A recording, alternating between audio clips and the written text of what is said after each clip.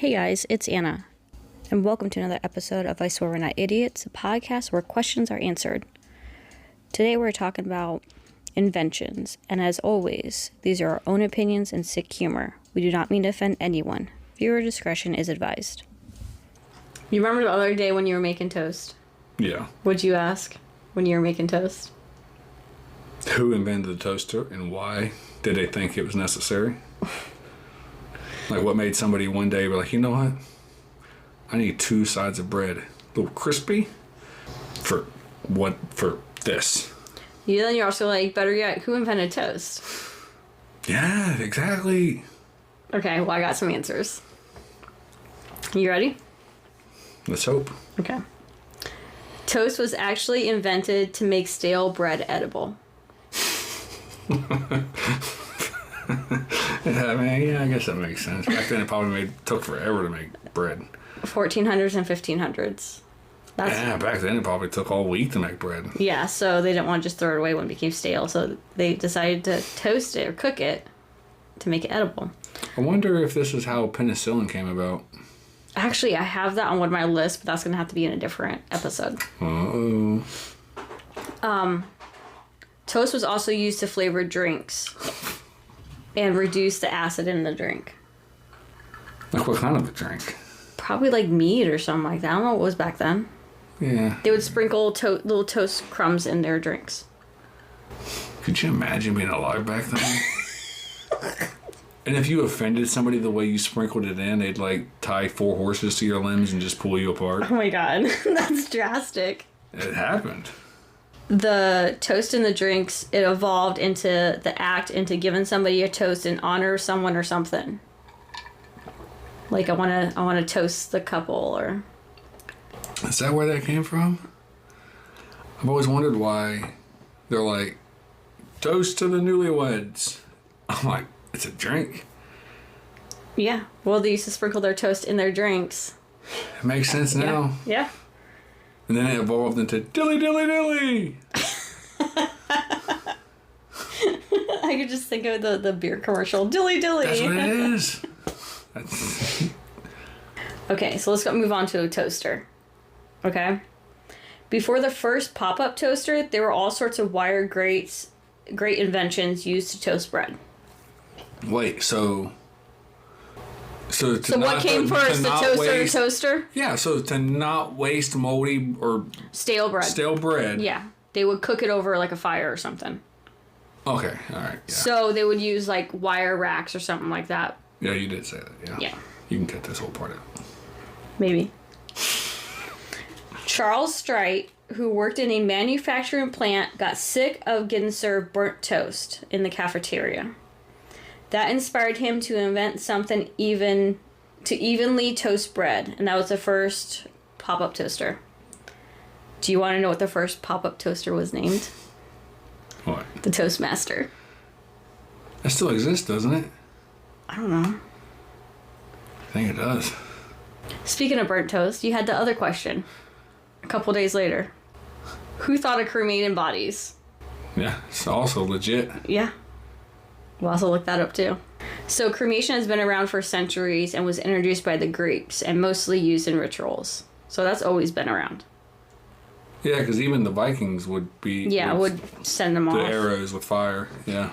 During the Middle Ages in Europe, the rise of Christianity, it basically put an end to cremation. It was banned at one point because it was seen as a rejection of the Christian belief of resurrection. Cremating someone during that ban was punishable by death. Or even by fire. That's strange that they would think that. No, never mind. I was thinking about Jesus and what they did to his body, but he was still alive then. Apparently your body only matters after death. Okay, so in the 1870s, it was reintroduced as a viable method to dispose of a body. It was believed that cremation reduced the bad air that causes disease. So it was believed that the smoke from the cremation would cancel out all the Black Plague and shit like that. The Black Plague was the What, the bubonic plague? I don't know, probably. I think so. I did a exhibit one time on that. It was graphic. I was like, dude, I am too young to be here right now seeing this, because that looks like a real person. I don't think it was. But. During World War II, Germany used Another form of cremation. specially built furnaces in 6 different camps to dispose of the bodies. You know what Hitler's nickname was? Yeah, I'm sure he had a lot of them. The Toastmaster. No, I'm kidding. Way. There's no way. Get out of here with that. I'm kidding. But wouldn't that be pretty cool? Look at that connection. It would. I mean, that would be pretty amazing, but like, oh, how sick. How sick would that have been? So sick.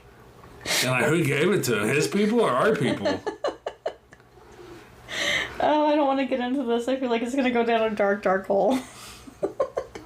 And you know what Hitler's favorite drink was? Come on. You know this. What's Hitler's favorite drink? Hot chocolate? Coca-Cola. Oh, that's right. Yeah, we learned about that. More to come later. So, Coca-Cola was first invented by a pharmacist addicted to morphine. He made the syrup for Coca-Cola in his backyard. That's where he first made it. The fact that somebody had the ability to make syrup in their backyard. Like, bro, what's going on in your backyard? I don't know. I feel like it all ties in together. Like, you might have been another form of an evil genius. So it was first sold as a medicine and evolved into a soft drink. And the original recipe did contain cocaine, which was legal at the time.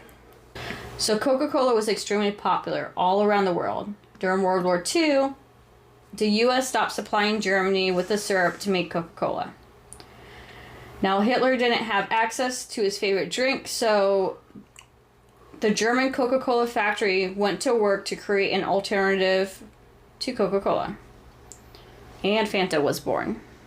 Because they used different fruits Because to try to get that fruits. flavor. Yeah, they used fruits instead of the syrup. Yep. Now you have different flavored Fantas. It ended up being discontinued in 1949. And in 1955, it was relaunched with a different formula, made with orange instead. That's why you have orange Fanta everywhere. And by 1960, Coca-Cola bought the brand. So Coca-Cola owns Fanta. And now there are over 200 flavors of Fanta all around the world. 200? All around the world. Now, do you want me to name some that I found? Yeah, start with the worst. I don't know which one's the worst, but there's one called Exotic. That don't sound too bad. Cream and Soda. I think that might be like a cream soda. Yeah. Berry Sour Tingle. That don't sound right. Barbados. That was the name That'd of be one. weird. That's a country, ain't it? Yeah. Madness. I need to try that one. Where's that at? I don't know. I didn't write. I just took some of the names. I just kind of looked through all the countries and stuff like that. I bet it tastes like insanity. There's banana flavor. Ooh. I don't think it's available here, but spider strawberry, chocolate, and chocolate orange. It all has spider in front of it. I don't know what that flavor would be. No, but I'm not feeling that. Who wants spiders in your drinks? Black currant. Durango. Cocktail and jalapeno. Ugh. Yeah. Sounds terrible. Mm-hmm.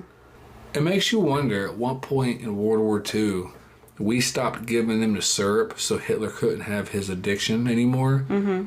And where that correlates when he started losing his mind. Because he was addicted to it. Well, yeah, it had and then they took it cocaine on away. it. Yeah, they took it away, so he didn't have it no more. So at what point? I wonder what point in time does that relate to when he started to lose track of things. They stopped supplying when Pearl Harbor happened, which was a little ways into it. Yeah, so that's when they stopped supplying it because that's when it's like, okay, this is when we're getting involved. But he probably had a stockpile. Well, that probably would have lasted. How much did he drink in a day? I don't know. Was he the only one? Were they all addicted? Is that why they were? I don't know. Who knows? Oh. But it does make you wonder, like, if he was suddenly deprived of this, did it affect his mind frame And his war strategy. It's fascinating. Also, like, what are you doing, Fanta? Like, why make a comeback? I can't believe Coke bought Fanta. It just ties it all back together. Like, Coke is such a troll. Yeah. Like, their advertising strategy is insane. Mm-hmm. It's a whole thing. Yeah, it's a whole thing. We get into a whole thing later. Yeah, we should. We will. But until then, let's just try not to be idiots.